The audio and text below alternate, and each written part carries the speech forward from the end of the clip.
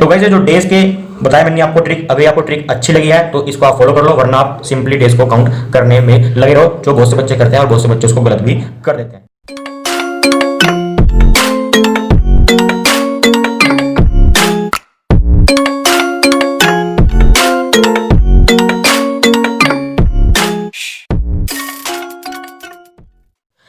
Hello guys, मेरा नाम है सागर। एमएस क्लासेस की इस वीडियो में मैं आपका बहुत बहुत स्वागत करता हूं। आशा करता हूं कि आप सभी बहुत अच्छे होंगे और आपकी अकाउंट्स की प्रिपरेशन काफी अच्छी चल रही होगी। तो गाइस क्लास 11th अकाउंट्स की आज हमारी वीडियो नंबर 52 है और आज की वीडियो नंबर 52 से हम एक नया चैप्टर स्टार्ट करने जा रहे हैं जिसका नाम है बिल ऑफ एक्सचेंज। तो ये चैप्टर स्टार्ट करने से पहले मैं आपको थोड़ा रिमाइंड कराता हूं कि इससे पिछली वाली वीडियो में क्या डिस्कस किया था। तो इससे प्रीवियस वीडियो नंबर 1 में हमने अपना चैप्टर डेफिनेशन कर दिया है कंप्लीट। अगर आपने अपने स्कूल में या ट्यूशन में किसी कारणवश चैप्टर डेफिनेशन नहीं पढ़ा है तो आप एमएस क्लासेस पर आके पढ़ सकते हैं। आपको चैप्टर डेफिनेशन सारे रिकॉर्डेड लेक्चर मिल जाएंगे एट फ्री ऑफ कॉस्ट। तो चलिए जल्दी से आज हम वीडियो नंबर 52 में चैप्टर एक नया स्टार्ट करने जा रहे हैं जिसका नाम है बिल ऑफ एक्सचेंज।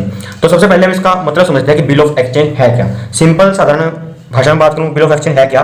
मान लो कोई पर्सन ए है, ठीक है, कोई पर्सन ए है जिसने सामान बेचा है किसको, बी को सामान बेचा। किसने, ए ने सामान बेचा है बी को। चलो छोड़ो, इस एग्जांपल को रहने दो, मैं अपना खुद का ही एग्जांपल ले लेता हूँ, वो आपको ज़्यादा अच्छे से समझ में आ जाएगा। ठीक है, मेरा नाम है सागर सर। ठीक है, सागर सर ने क्या करा, सागर सर ने जो है ज्वेलरी की शॉप पे गए और वहाँ पे जो है कुछ सामान खरीदे ज्वेलरी से रिलेटेड। ठीक है, यानी कि ज्वेलरी से हमने सामान परचेज कर लिया है। कितने का, 4 लाख का हमने सामान परचेज कर लिया है। कुछ भी मान सकते हो आप, ज्वेलरी वगैरह मैंने वहाँ से 4 लाख की खरीदे हैं। 4 लाख छोड़ो, 5 लाख की मान लो कि मैंने 5 लाख की ज्वेलरी खरीद लिया। लेकिन ज्वेलर जो है मेरा जानने वाला है और फिलहाल मेरे पास पैसे नहीं है। सागर सर के पास फिलहाल पैसे नहीं है क्योंकि जो बैलेंस है बहुत ज़्यादा हो गया, 5 लाख रुपए हो गया है। तो मैंने क्या कहा, ज्वेलर में जानने वाला ज्वेलर, मैंने कहा कि आप 5 लाख रुपए जो है फिलहाल लिख लो, मेरे पास पैसे नहीं है लेकिन 2 महीने बाद 3 महीने बाद मैं आपके पैसे ये दे जाऊंगा। ठीक है, ज्वेलर में था, जानने वाला था, लाला जी जो थे हमारे, लाला जी हमारे जानने वाले थे। उन्होंने क्या कहा कि उन्होंने जो है पैसा ये लिख लिया अपने खाता बही में, मोटी सी बुक में पैसा रख लिया। लेकिन मैंने उन्हें क्या कहा कि आप जो है मुझे भी एक पर्ची बना के दे दो, ये जो मैंने 5 लाख का आपसे सामान खरीदा है इसकी पर्ची आप मुझे बना के दे दो। क्योंकि कई बार क्या होता है, होता तो 5 लाख का सामान लेकिन जो है इसको आप 6 लाख का लिख दो या 7 लाख का लिख दो, ऐसा ना हो जाए। तो इसलिए सागर सर ने क्या कहा कि आप मुझे एक पर्ची बना के दे दो। हो जाता है कई बार ऐसा, आप खरीदते तो हो सामान कम का लेकिन जो दुकानदार है वो उसको ज्यादा अमाउंट का लिख देता है। तो इसलिए मैंने इसको ज्वेलर से, लाला जी से एक पर्ची ले लिया है। ठीक है, तो इसी को हम क्या बोल देते हैं, इसी को सिंपल साधारण भाषा में क्या बोल देते हैं कि ये जो है बिल क्या है, इन दोनों के बीच में ये बिल ऑफ एक्सचेंज है। ठीक है, ये बिल ऑफ एक्सचेंज है इन दोनों के बीच में। तो वैसे बात करें, ये जो बिल ऑफ एक्सचेंज है, बिल ऑफ एक्सचेंज एक और नाम होता है, उसका नाम होता है प्रोमिसरी नोट। ये जो दोनों वर्ड है ये आपके फॉरेन कंट्री में यूज होते हैं, ये इंडिया में यूज नहीं होते। लेकिन तो पहले बाद में, पहले हम इंडिया में क्या यूज करते हैं, इंडिया में गाइस हम एक चीज यूज करते हैं जिसका नाम है हुंडीज। ठीक है, अगर इस तरह कोई भी ट्रांजेक्शन होती है तो वहां पे जो है हम हुंडीज का यूज करते थे, ना कि इन दोनों का। लेकिन फिलहाल जो है जमाना बदल गया है, हम भी जो है वेस्टर्न कल्चर को फॉलो करते जा रहे हैं। तो इसलिए अब हम भी जो है कहीं ना कहीं बिल ऑफ एक्सचेंज और प्रोमिसरी नोट को भी यूज, इनका यूज हमने ज्यादा कर दिया और हुंडी का यूज जो है हमने कम कर दिया। लेकिन नॉलेज पॉइंट ऑफ व्यू से जो ये दोनों चीजें पहले आपकी फॉरेन कंट्रीज में यूज हुआ करती थी। इंडिया में क्या चलता था, इंडिया में सिर्फ हुंडीज चलती है, लेकिन अब हुंडीज तो बहुत कम हो गया है, अब दोनों अधिकतर जो है यही चीज चलती है, बिल ऑफ एक्सचेंज और प्रोमिसरी नोट। प्रोमिसरी नोट क्या है, प्रोमिसरी नोट भी आपको समझाता हूँ सिंपल साधारण आसान भाषा में। तो प्रोमिसरी नोट है क्या, मान लो कि इसने कोई बिल नहीं दिया, ठीक है, ज्वेलर ने कोई बिल नहीं दिया, उसे मेरे ऊपर बहुत विश्वास है, सागर सर पर बहुत विश्वास है क्योंकि सागर सर की गुडविल बहुत अच्छी है मार्केट में। तो ठीक है, तो मैंने क्या किया, मैंने इन्हें एक दे दिया पर्चा बना के। उस पर्चे पे जो है अमाउंट भी लिखी हुई है और पेमेंट में करूँ पेमेंट भी लिखी हुई है और इनका नाम भी लिखा हुआ है, मेरा नाम भी लिखा हुआ है और एड्रेस वगैरह भी लिखा हुआ है। तो वो मैंने किसको दे दिया, वो मैंने लाला जी को दे दिया, ज्वेलर को मैंने दे दिया। तो ये क्या हो गया, ये हो गया promissory note. Bill of exchange और प्रोमिसरी नोट में क्या डिफरेंस है कि ये जो है एक पर्चा किसके पास रहेगा, सिर्फ ज्वेलर के पास रहेगा और इसको कौन बना के देता है, सागर सर ने बना के दिया, जो कि सिर्फ ज्वेलर के पास रहेगा। लेकिन बिल ऑफ एक्सचेंज में क्या है, ये जो पर्ची है बिल की, ये ज्वेलर के पास भी रहेगी और सागर सर के पास भी रहेगी। ठीक है, तो आई होप आपको ये दोनों बातें समझ में आ गई होंगी। अब हम थोड़ा सा और डिटेल में समझ लेते हैं कि बिल ऑफ एक्सचेंज में कौन कौन सी पार्टीज जो है इन्वॉल्व रहती हैं। तो mainly guys bill of exchange में आपकी 3 पार्टीज इन्वॉल्व रहती हैं और वहीं पे प्रोमिसरी नोट में सिर्फ आपकी 2 पार्टियां इन्वॉल्व रहेंगी। उन 3 पार्टियों के नाम क्या है बिल ऑफ एक्सचेंज के और 2 पार्टियों के नाम क्या है जो प्रोमिसरी नोट में है, वो भी मैं आपको बता देता हूं। तो बिल ऑफ एक्सचेंज में पहली पार्टी का नाम होगा ड्रॉवर। ठीक है, दूसरी पार्टी का नाम क्या होगा? ड्रॉवी, और इसको हम जो है गाइस एक्सेप्टर भी इसको हम बोल देते हैं। तीसरा नाम आएगा पेई का। तो ये ड्रावर कौन होता है? देखो, ड्रावर वो होता है जो बिल को बना के देता है, यानी कि यहाँ पे आपके लाला जी कौन होंगे? लाला जी आपके जो होंगे ड्रावर होंगे। ड्रावी कौन होगा या एक्सेप्टर कौन होगा? सागर सर। ठीक है, इसी एग्जांपल से मैं आपको समझा रहा हूँ कि ड्रावर कौन है? जिसने बिल बना के दिया है। बिल किसने बना के दिया? लाला जी, यानी कि ज्वेलर ने बिल बना के दिया है। तो यहाँ पे ज्वेलर जो है कौन हो जाएगा? यहाँ पे ड्रॉवर हो जाएगा। ड्रॉवी या एक्सेप्टर कौन हो जाएगा? यहाँ पे सागर सर। और पेई कौन हो जाएगा? देखो, पेई भी यहाँ पे जो है लाला जी ही रहेंगे। पेई का मतलब ये है कि जो पैसा एक्सेप्ट करता है, तो पैसा एक्सेप्ट कौन करेगा? यहाँ पे लाला जी ही करेंगे। तो पेई आपका कौन हो जाएगा? लाला जी हो जाएंगे। तो बात करें प्रोमिसरी नोट की। प्रोमिसरी नोट में कौन कौन दो पार्टीज इन्वॉल्व रहेंगी? पहली पार्टी का नाम होगा, पहली पार्टी का नाम होगा मेकर। ठीक है, दूसरी पार्टी पेई। ठीक है, मेकर कौन है? यानी कि जो बिल को बना के देगा। तो बिल को यहाँ पे कौन बना के दे रहा है? ये रहा ना एग्जांपल, यहीं पे तो समझा था मैंने आपको प्रोमिसरी नोट। तो यहाँ पे बिल कौन बना के दे रहा है? यहाँ पे सागर सर, यानी कि मैं बिल बना के दे रहा हूं। तो मैं कौन हो गया? मेकर। और पे कौन होगा? मैंने अभी ऊपर आपको बताया पे कौन होता है? जो पैसे को एक्सेप्ट करता है। तो पैसे कौन एक्सेप्ट करेगा? ज्वेलर। ज्वेलर को हम क्या बोल रहे हैं? लाला जी। लाला जी पैसे को एक्सेप्ट करेंगे। तो प्रोमिसरी नोट में दो पार्टियां हैं और बिल ऑफ एक्सचेंज में तीन पार्टियां हैं। इन तीनों के नाम गाइस आपको नॉलेज के पॉइंट ऑफ व्यू से पता होने चाहिए।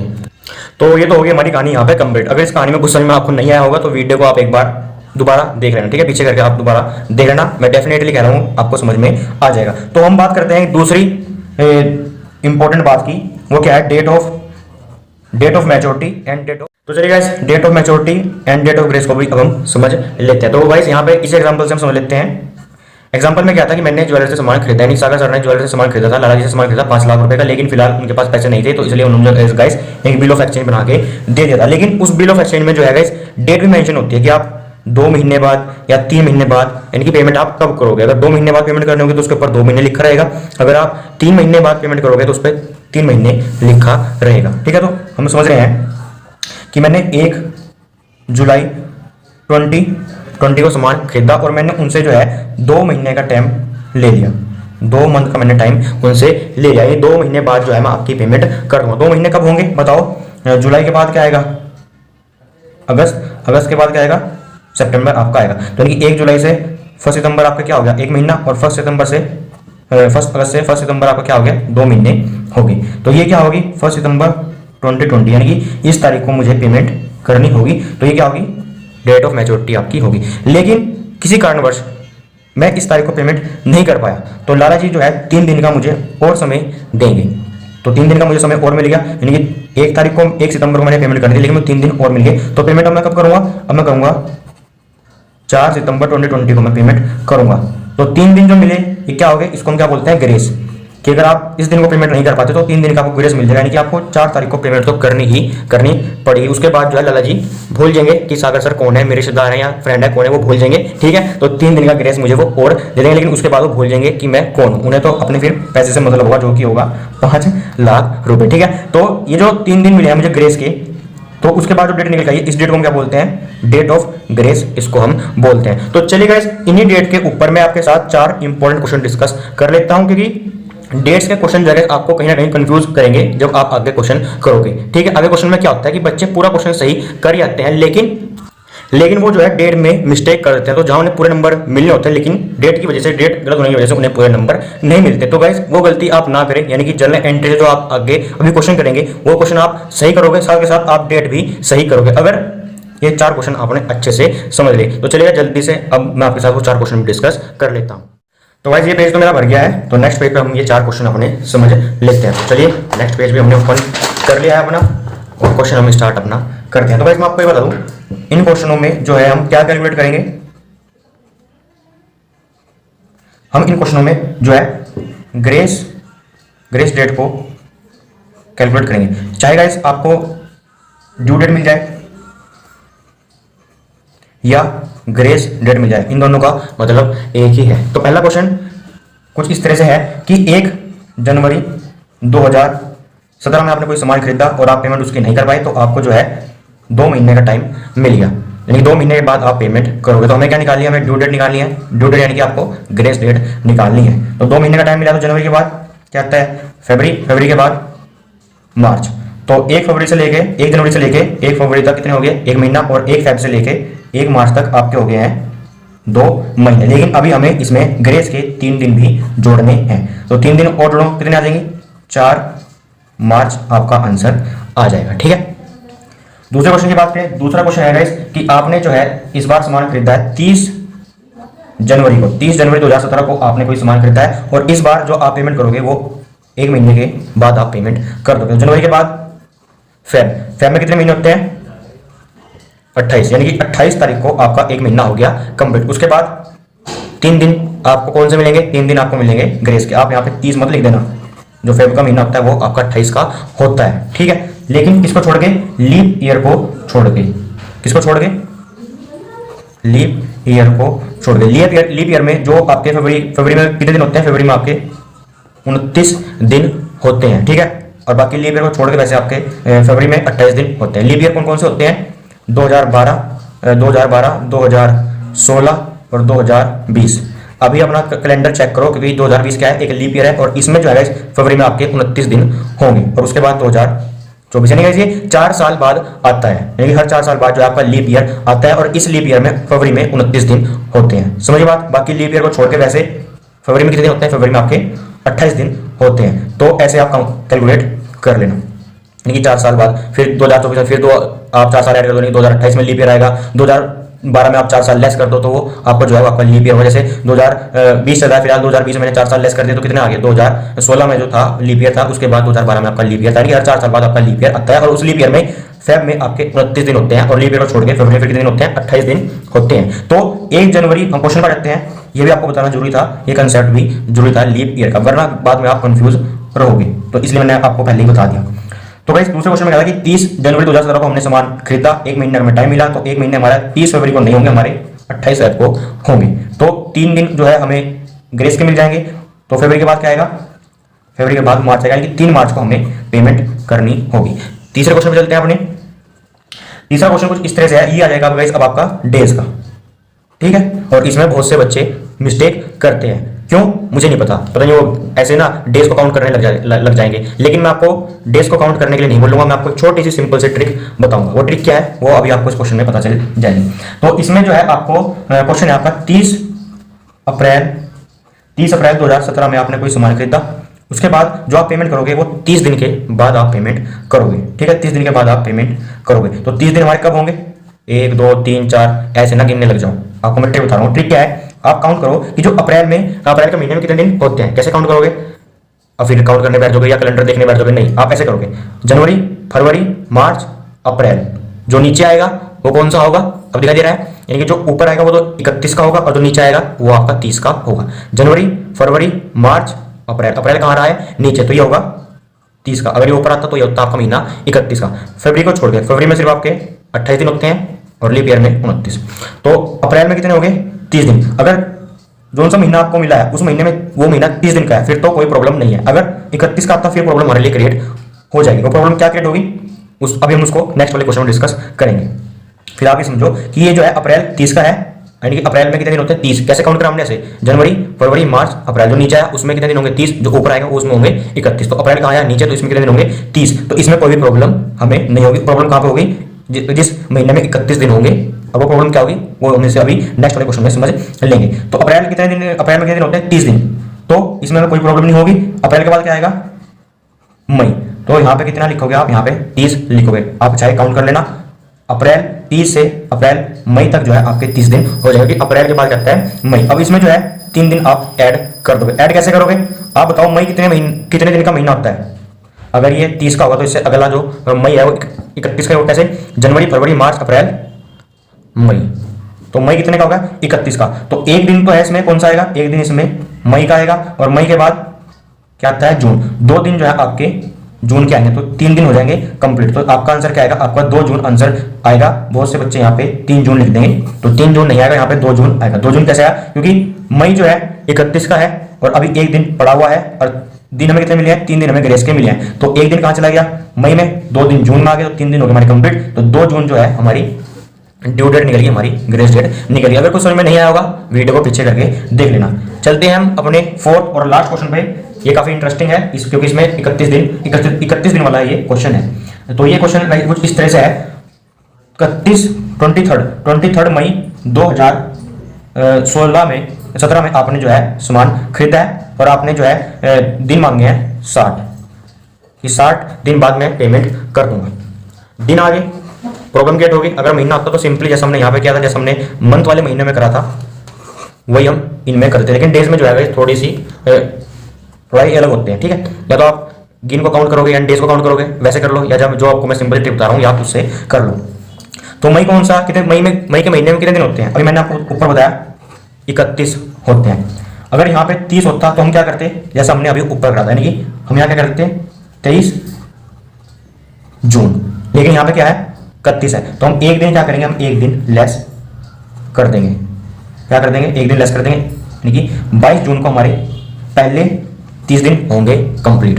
बात आगे समझ में। अगर यहाँ पे 30 होता तो 23 से 23 तक हमारे 30 दिन कंप्लीट हो जाते, लेकिन यहाँ पे क्या है 31, तो इसलिए एक दिन हम कम कर देंगे, यानी कि 22 जून को हमारे पहले 30 दिन हो जाएंगे कंप्लीट। जून कितने दिन का महीना होता है? जून होगा आपका 30 का। जैसे अप्रैल 30 का था तो मई कितने का हो गया 31 का। अगर मई 31 का तो जून कितने का हो जाएगा, जून आपका 30 का हो जाएगा। तो जून के बाद फिर अभी 30 दिन हमारे और पड़े हैं, तो यहाँ पे क्या है 30, तो जैसे हमने यहाँ पे करा था वैसे हम यहाँ पे कर देंगे, आएगी 22 जुलाई।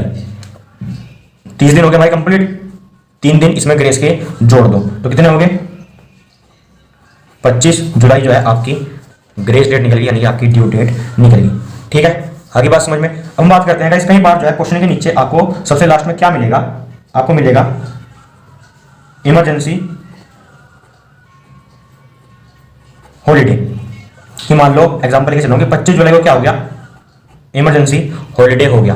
ये क्वेश्चन था आपको, इस क्वेश्चन के नीचे आपको मिलेगा कि इमरजेंसी हॉलीडे कब है, 25 जुलाई को। तो हम क्या करेंगे, पेमेंट कब करनी थी 25 जुलाई को, लेकिन 25 जुलाई को क्या निकलेगा, इमरजेंसी हॉलीडे निकलेगा। तो पेमेंट कब करेंगे, एक दिन बाद 26 जुलाई को। इमरजेंसी हॉलीडे में हम एक दिन बाद पेमेंट कर देंगे। पेमेंट कब होनी थी 25 को, लेकिन 25 को क्या होगा इमरजेंसी हॉलीडे, तो इसलिए हम कब करेंगे पेमेंट 26 को। बात करते हैं मान लो पब्लिक हॉलीडे जैसे कि 26 जनवरी, 15 अगस्त, 2 अक्टूबर एक्सेट्रा। ठीक है, ये सब क्या है आपके, ये सब आपके पब्लिक हॉलीडे हैं। अगर ऐसे मान लो आपकी ग्रेस डेट आई है या आपकी जो ड्यू डेट आई है वो आ गई आपकी 26 जनवरी, तो आप पेमेंट कब करोगे, फिर गाइस आप पेमेंट 26 जनवरी को नहीं, आप एक दिन पहले यानी कि 25 जनवरी को आप पेमेंट करोगे। अगर 15 अगस्त आ गया तो पेमेंट कब करोगे आप 14 अगस्त को। ये डिफरेंस है इमरजेंसी हॉलीडे में और पब्लिक हॉलीडे में हमें एक दिन पहले पेमेंट करना होता है और इमरजेंसी हॉलीडे में हमें एक दिन बाद पेमेंट करना होता है। आई होप गाइस आपको ये क्वेश्चन चारों समझ में आ गए होंगे। अगर कुछ समझ में नहीं आया तो वीडियो को पीछे करके देख लो, आपको सब कुछ समझ में आ जाएगा। अगर फिर भी कुछ समझ में नहीं आता है तो कमेंट बॉक्स के दरवाजे खुले हुए हैं, कमेंट बॉक्स में आप पूछ लेना अपनी क्वेरी, मैं जल्द से जल्द आपकी क्वेरी को सोल्व करने की कोशिश करूंगा। ठीक है, तो गाइस जो डेज के बताया मैंने आपको ट्रिक, अगर आपको ट्रिक अच्छी लगी है तो इसको आप फॉलो कर लो, वरना आप सिंपली डेज को काउंट करने में लगे रहो, जो बहुत से बच्चे करते हैं और बहुत से बच्चे उसको गलत भी कर देते हैं। वरना अगर आप क्वेश्चन गलत नहीं कर रहे हैं, मैंने आपको बता दी है। ठीक है, अगर इस ट्रिक को समझ नहीं आया मैं फिर कह रहा हूँ वीडियो को पीछे करके देख लेना। तो मित्रों हमने बिल ऑफ एक्सचेंज का मीनिंग देख लिया है, बिल ऑफ एक्सचेंज में कितनी पार्टियां आती हैं वो भी हमने देख लिया, प्रोमिसरी नोट में कितनी पार्टियां आती है वो मैंने आपको बता दिया, ड्यू डेट क्या होती है, मैच्योरिटी डेट क्या होती है, ग्रेस डेट क्या होती है वो मैंने आपको बता दिया। 4 इंपॉर्टेंट क्वेश्चन मैंने आपके साथ डिस्कस कर लिए। अब हम बात करते हैं अकाउंटिंग ट्रीटमेंट, यानी जो ये बिल है बिल ऑफ एक्सचेंज, इसका हम किस तरह से अकाउंटिंग ट्रीटमेंट करते हैं। तो इन बिल्स का अकाउंटिंग ट्रीटमेंट करने के लिए हम बिल को 2 कैटेगरी में बांट देते हैं। पहली कैटेगरी है बिल रिसीव और दूसरी कैटेगरी है बीपी यानी कि बिल्स पेबल। अब आपको हो गया ये बिल रिसीवर बिल्स पेबल क्या है, तो चलिए हम उस एग्जांपल पे चलते हैं। क्या कि मैंने जो है सागर सर ने ज्वेलर से 5 लाख की क्या खरीदी थी, 5 लाख की मैंने इसे ज्वेलरी खरीदी थी। किससे, मैंने जो है लाला जी से ज्वेलरी खरीदी थी, कितने की 5 लाख रुपए की मैंने ज्वेलरी खरीदी थी।